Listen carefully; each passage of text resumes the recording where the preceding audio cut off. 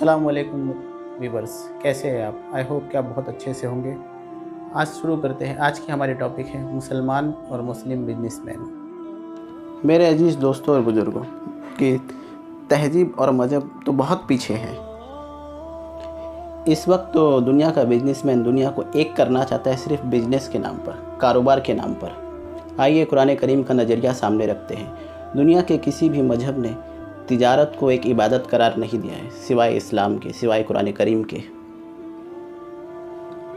हुजूर पाक सल्लल्लाहु अलैहि वसल्लम ने भी हदीस पाक में इरशाद फरमाया हुआ है कि सच्चा और अमानतदार बिजनेसमैन यानी ताजिर अंबिया के साथ में, सौलहीन के साथ में और सिद्दीकीन के साथ में उठाया जाएगा। कभी आपने सोचा सच्चाई और अमानत की कदर क्यों रखी अल्लाह के रसूल सल्लल्लाहु अलैहि वसल्लम ने?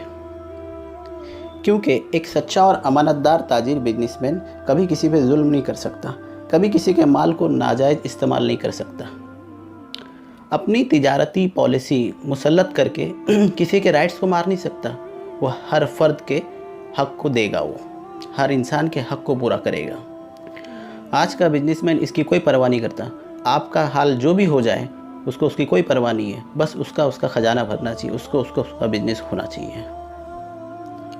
आपकी बिजनेस कितनी भी गिर जाए, आपकी इकोनॉमी कितनी भी गिर जाए, लेकिन उसके ख़जाने में कोई कमी नहीं होनी चाहिए।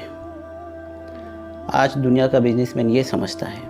लेकिन सदाकत और अमानत की कैद लगाकर हुजूर पाक सल्लल्लाहु अलैहि वसल्लम ने ये फरमाया, अगर तुम ग्लोबलाइजेशन के दौर में भी अगर तिजारत करोगे तो दूसरों के राइट्स की हिफाजत करोगे, दूसरों के राइट्स को अदा करोगे, पूरा करोगे। यही वजह थी दोस्तों कि अल्लाह के रसूल सल्लल्लाहु अलैहि वसल्लम की दावत के सिलसिले में दीन फैलाने वाले लोगों सहाबा के अंदर जो सबसे अजीम रोल जिसने अदा किया है वो बिजनेसमैन लोग थे। वो ताजिर भी थे, वो बिज़नेस भी करा करते थे और इस्लाम भी फैलाया करते थे। मदीने तैयबा से सहाबा निकले और तिजारत का माल लेकर निकले। एक हाथ में उनके कुरान करीम था और दूसरे हाथ में उनके साथ में तिजारत थी, कारोबार था, बिजनेस था उनके हाथ में। उनकी अमानत, उनकी सदाकत, उनकी तिजारत करने का सिस्टम देखकर दुनिया की कौम झुक गई उनके सामने। आज भी जो समुद्री साहिली इलाके जो है, उन तमाम समुद्री साहिली इलाकों पर, अफ्रीका हो, इंडिया हो, केरला हो या फिर मालाबार के, इन सारे इलाकों के ऊपर जितने भी मुसलमान फैले हुए, क्या कोई वहाँ पे मोहम्मद बिन कासिम, कोई मोहम्मद बिन महमूद गजनवी पहुँचे थे वहाँ पर? जी नहीं, ऐसा नहीं है। सिर्फ वहाँ पे मुस्लिम कारोबारी लोग पहुँचे थे, मुस्लिम बिजनेसमैन जो सच्चे भी थे और अमानतदार भी थे। एक बिजनेसमैन ने जो रोल अदा किया हुआ है, किसी ने उस तरह का रोल दुनिया में अदा नहीं किया हुआ है। इसलिए कि तिजारत मोमेंट चाहती है, फैलना चाहती है। आप अंदाज़ा कीजिए इस बात को। आज लोग एक्सपोर्ट और इंपोर्ट के नाम पे दुनिया में फैलना चाहते हैं। आज दुनिया में दूसरी कौमें जो है आगे बढ़ना चाहती हैं। मैं एक छोटी सी मिसाल दूँ आपको। आज जो इंश्योरेंस है और जो पॉलिसी जो चली हुई है इससे, आपको पता है इसकी इजाद किसने की हुई है? इसको फर्स्ट पहली पॉलिसी किसने, इसकी कच्ची सूरत किसने इसको दी थी? हज़रत अमीर माविया रज़ी अल्लाह तआला अन्हु के दौर में बहुत से समुंदरों पर उनका कंट्रोल हुआ। सबसे पहले समुद्री बेड़ा हज़रत अमीर माविया रज़ी अल्लाह तआला अन्हु ने बनवाया और अपने तिजारत के माल को पूरी दुनिया में फैलाया और हमलावरों का जवाब भी दिया, समुद्री लुटेरों का जवाब भी दिया।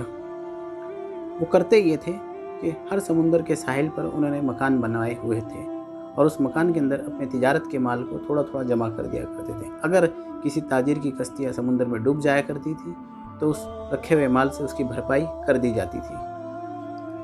ये आज के इंश्योरेंस की एक कच्ची शकल थी वो, जो आज मुकम्मल तौर पे पूरा इंश्योरेंस हो चुकी है। जिस तरह से गाड़ियों का इंश्योरेंस होता है, कंपनियों का इंश्योरेंस होता है।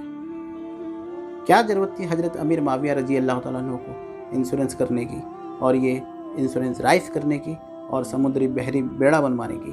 वो जानते थे कि अगर हमने ये किया तो हम पूरी दुनिया में अपने आप को पहुंचा सकेंगे। आज दुनिया में 57 मुस्लिम कंट्री मौजूद है, लेकिन किसी एक भी मुस्लिम कंट्री के पास में समुद्री बेड़ा मौजूद नहीं है। यही वजह है कि आज दुनिया के अंदर हम सिमट कर रह गए हैं। और जिस कंट्री के पास में समुद्री बेड़े मौजूद हैं, जिसे आज के दौर में एयरक्राफ्ट कैरियर कहा जाता है, वो कंट्री आज पूरी दुनिया में फैली हुई है। उनका कारोबार पूरी दुनिया में फैला हुआ है, यूएस वगैरह का। क्योंकि मुस्लिम कौम ने समुद्र की अहमियत को समझी नहीं। अगर मुस्लिम कौम समुद्र की अहमियत को समझी होती तो आज दुनिया में मुस्लिम कौम खुशहाल भी होती, आबाद भी होती। आज हम मुस्लिम आबादी कम से कम 70% मुस्लिम आबादी, 75% मुस्लिम आबादी जो है गुर्बत और गरीबी की ज़िंदगी गुजार रही है। आप इस बात से अंदाज़ा लगा सकते हैं कि यूएस के बहुत से एयरक्राफ्ट कैरियर जो है दुनिया के बहुत से समुद्रों के अंदर खड़े हुए हैं। वो एयरक्राफ्ट यानी समुद्री बेड़ा खड़ा करने का मकसद सिर्फ यही है कि वो यूएस अपने कारोबार को, अपने माल को आसानी के साथ में समुद्र से पहुंचा सके और दुनिया में अपनी आवाज़ को और अपने कारोबार को, अपने माल को और अपनी आइडियोलॉजी को पहुंचा सके। मेरे दोस्तों और बुजुर्गों, अल्लाह हम सबको बुजुर्गाने दीन के नक्शे कदम पे चलने की तौफीक अता फरमाए और मुस्लिम कौम को तरक्की और कामयाबी अता फरमाए। इस वीडियो को यहीं पे ख़त्म करते हैं। फिर मिलेंगे किसी अच्छी सी टॉपिक के अंदर, फिर मिलेंगे किसी अच्छी सी टॉपिक लेकर। और वीडियो पसंद आने की सूरत में इसको लाइक कीजिए, सब्सक्राइब कीजिए और नेकी की नीयत से इसको शेयर भी कीजिए। अल्लाह आपको खुश रखे, सलामत रखे और आबाद रखे।